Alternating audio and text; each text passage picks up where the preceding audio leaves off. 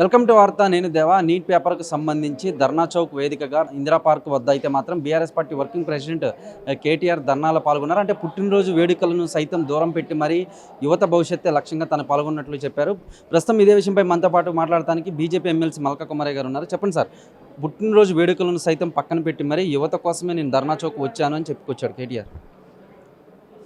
కేటీఆర్ గారు వచ్చారు. అది ఒకవేళ జెన్యూన్ ఉంటే బాగుంటుండే. బట్ వాళ్ళ గవర్నమెంట్లో ఎన్నిసార్లు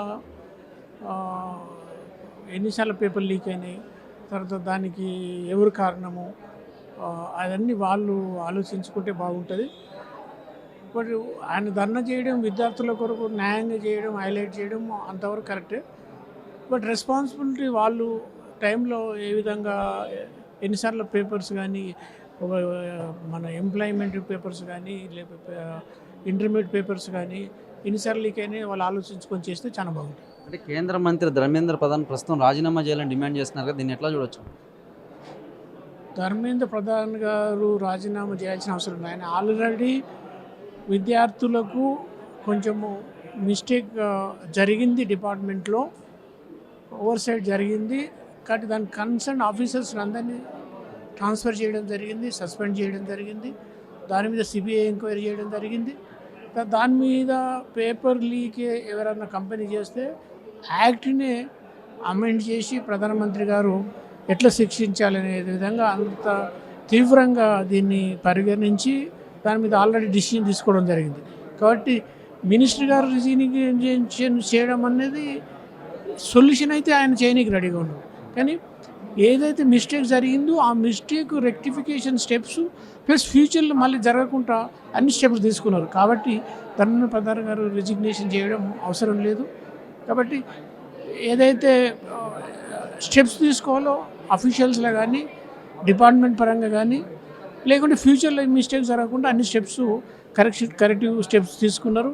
తర్వాత ఇప్పుడు నీట్ పేపరు మళ్ళీ రీఎగ్జామ్ చేసి జరిగేది, మళ్ళీ విద్యార్థులు కూడా మళ్ళీ ఇప్పుడు సెలెక్షన్ ప్రాసెస్ కూడా స్టార్ట్ అవుతుంది. ఎవరికి కూడా అకాడమిక్ ఇయర్ కూడా లాస్ కాకుండా గవర్నమెంట్ స్టెప్స్ తీసుకుంది. అంటే జంతర్ మంతర్ వద్ద విద్యార్థులపై పోలీసులు లాఠీ చార్జ్ చేయడం ఎంతవరకు కరెక్ట్ అంటారు?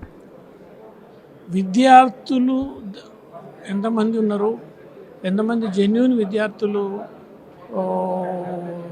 ధర్నా చేశారన్నది వాళ్ళు న్యాయపరంగా యాజ్ పర్ లా ధర్నా చేస్తే బాగుండే.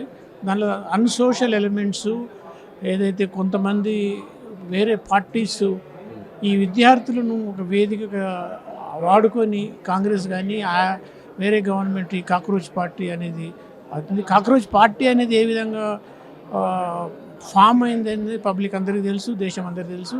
అది వెస్ట్రన్ కంట్రీస్లో ఎవరైతే మన కంట్రీని డీస్టెబిలైజ్ చేయాలి, మోడీ గారి ప్రభుత్వం వచ్చిన తర్వాత మనం ఏ విధంగా డెవలప్ అవుతున్నాము, ఏ విధంగా మనం ప్రపంచాన్ని ఒక మనం డిక్టేట్ చేసే పొజిషన్కి వస్తున్నామని చాలామంది కంట్రీస్ సోకాల్డ్ ఏదైతే మన కొన్ని కంపెనీస్ కానీ వ్యక్తులు కానీ ఈ ఫండింగ్ చేసి ఆ ఫండింగ్తో మిస్యూజ్ చేస్తున్నారు. యాక్చువల్గా ఈ ధర్నాకు కారణం ఏంటంటే మెయిన్ ఎఫ్సిఎన్ఆర్ఐ ఏదైతే ఫండ్స్ తీసుకొచ్చి ఈ ట్రస్టులు డబ్బులను మిస్యూజ్ చేస్తారు, ఆ మిస్యూజ్ను అరికట్టడానికి యాక్ట్ పార్లమెంట్ తీసుకొస్తారు. కాబట్టి దాన్ని మీద ప్రెషర్ పెట్టడానికి ఇది చేశారు. అది చాలా దురదృష్టకరం.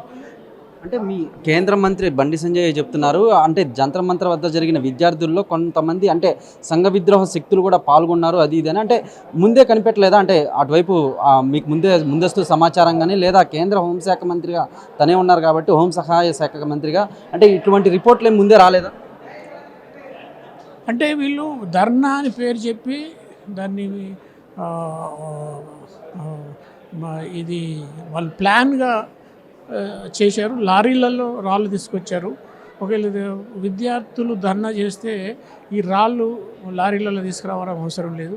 కాబట్టి అందులో చాలామంది హైర్డ్ గుండాస్ ఉన్నారు, యాంటీ సోషల్ ఎలిమెంట్స్ ఉన్నారు.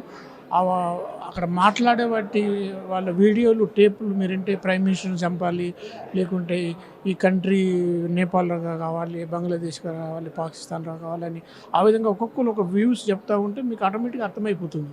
బట్ ఇది సోషల్గా ఇంతకుముందు ఎప్పుడైతే అప్పుడు ఫార్మర్స్ రిజిస్ట్రేషన్ ఎట్లా చేశారో ఇది ఈ స్టూడెంట్స్ ఈ ఇష్యూను అవుట్ ఆఫ్ ప్రపోర్షన్ తీసుకొచ్చి దీన్ని టోటల్గా మిస్యూజ్ చేస్తుంది కాంగ్రెస్ కానీ మిగతా పార్టీలు కానీ, లేకుంటే ఈ బయటకెళ్ళి ఏదైతే ఫండ్ చేసి మిస్యూజ్ చేస్తున్నారు దాన్ని టోటల్గా మేము ఖండిస్తున్నాం. అది చాలా దురదృష్టకరం. ఫైనల్గా నీట్ పేపర్కి సంబంధించి బీజేపీ ఎమ్మెల్సీగా ఉన్నటువంటి మీరేం చెప్తారు?